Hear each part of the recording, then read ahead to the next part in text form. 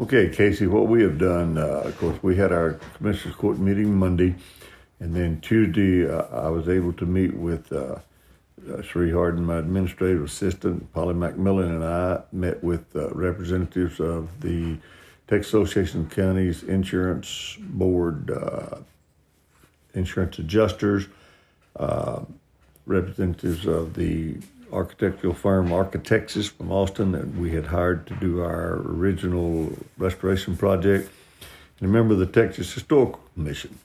And we met at the Stribling Room. We went through different ideas and laying out processes for the steps that we'll be taking from now on with the ideas of what to do with the courthouse. And during this meeting there, I was assured by the Texas Historical Commission that, yes, Mason County will still be receiving the restoration grant, but there'll be some modifications to it because it'll be a rebuilding grant now instead of really restoration. Of course, we've already spent some of that money here for architectural fees and plans to get the restoration going. Then the Texas Association of Counties insurance people set us up a program to where they're going to help us pay some of our initial expenses and help fund that. Then the state fire marshal people, we worked with them Tuesday afternoon, way late. They were here all day. They came in and gave me their final report and did determine arson was the reason for the courthouse catching on fire. They also did in their final report, had a lot of questions about this and that and the other, but were satisfied with what the county was working with the vacated building. And then today, I met with representatives, or actually the owners of a company from San Antonio, Gerloff Company. And these people specialize in setting up security. For example, they will board up the windows, the holes where the windows were, board up the doors, things of this nature to make the courthouse safe and secure. And then they will extend the fence out that we have now. It'll come actually on from the northwest corner of the sheriff's office and extend to the rock fence on the north wall. It'll parallel that fence for a ways to the east, and then it will cut back with the east wall of the outside public restroom. It'll block off that restroom from the public. It won't be available. And then it'll come out here and with the city's assistance the other day, we're going to have to close off the side of the Westmoreland here, the street that is next to the rock wall in front of the Mason Bank, in front of Rex Klingelheffer's boot shop, in that area there, because they're going to have to put the fence up here out into the street.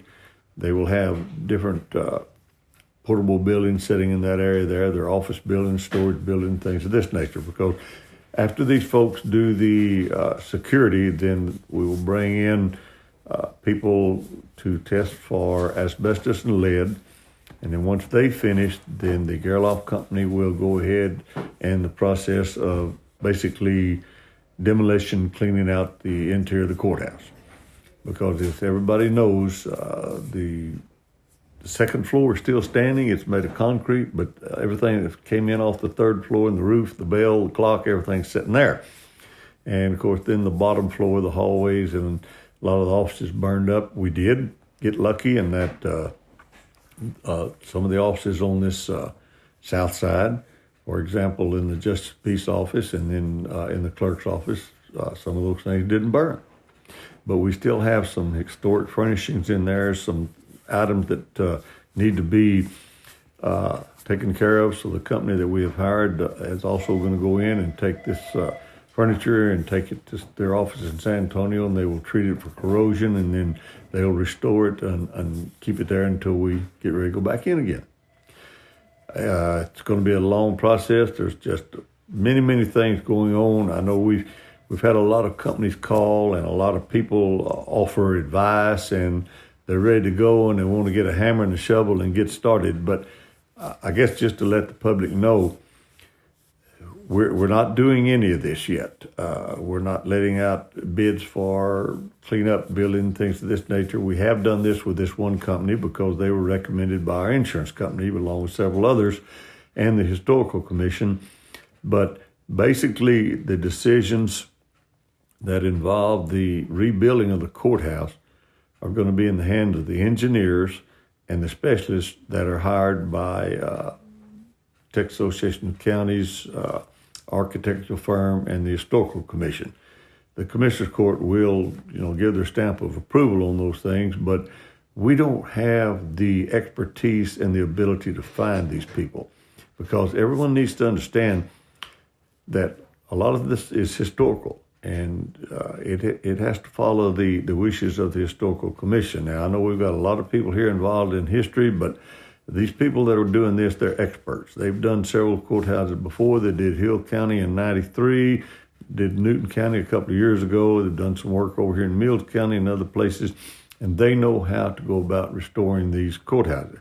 Now, our biggest concern as right now is the integrity of the walls.